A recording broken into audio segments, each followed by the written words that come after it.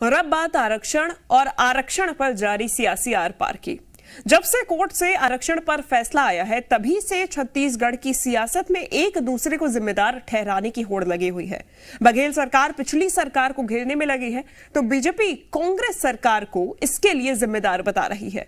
इस बीच एक बार फिर आरक्षण 32% करने की मांग लेकर आदिवासी दबाव बना रहे हैं, तो अब राज्यपाल ने भी सरकार को जल्द ही इस मामले में ठोस कदम उठाने को कहा है। सवाल यह है कि आरक्षण बढ़ाने की बात पर सभी एक राय तो है, लेकिन इसका उपाय निकलेगा कैसे?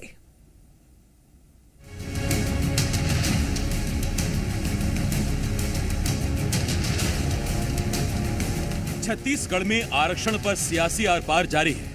कोर्ट ने आरक्षण पर फैसला सुनाया तो कांग्रेस और बीजेपी एक दूसरे को कोसने लगे। दोनों ही सियासी दल आरक्षण कम होने के लिए एक दूसरे को जिम्मेदार ठहरा रहे हैं। दूसरी तरफ आदिवासी फिर से आरक्षण को 32% करने का दबाव बना रहे हैं। अनुसुईया उइके ने भी सरकार को आरक्षण पर जल्द ठोस कदम उठाने को कहा है।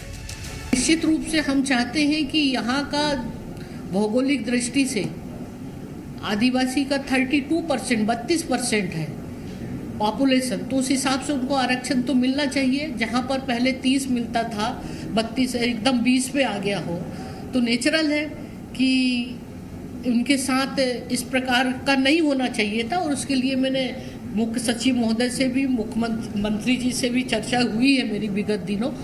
हम इसको कैसे इस समस्या का समाधान जल्दी से जल्दी हो सके ताकि उन लोगों को उनका अधिकार मिले। एक तरफ राज्यपाल का सुझाव, दूसरी तरफ आदिवासियों का दबाव। आरक्षण को लेकर बघेल सरकार का साफ कहना है कि कैसे भी हो आदिवासियों को उनका हक दिलाया जाएगा, लेकिन सरकार बार बार इस स्थिति के लिए पिछली रमन सरकार को जिम्मेदार बता रही है। देखिए, पूर्व के रमन सरकार ने माननीय न्यायालय में आदिवासियों के पक्ष को ईमानदारी से और मजबूती के साथ प्रस्तुत नहीं किया, जिसके चलते हाई कोर्ट के फैसले जो है वो 32% आरक्षण के खिलाफ आया है। मुख्यमंत्री भूपेश बघेल जी की सरकार आदिवासी वर्ग को 32% आरक्षण देने का पक्षधर है। इसके लिए हाई कोर्ट के फैसले के खिलाफ हम सर्वोच्च न्यायालय में अपील भी दायर कर रहे हैं। सरकार विपक्ष पर हमलावर है तो बीजेपी ने भी कम हुए आरक्षण के लिए कांग्रेस सरकार को कोसना शुरू कर दिया है। भारतीय जनता पार्टी की नीयत साफ थी, इसीलिए उसके पूरे कार्यकाल में इस आरक्षण में कोई पाबंदी नहीं लगी, कोई बाधा नहीं आई।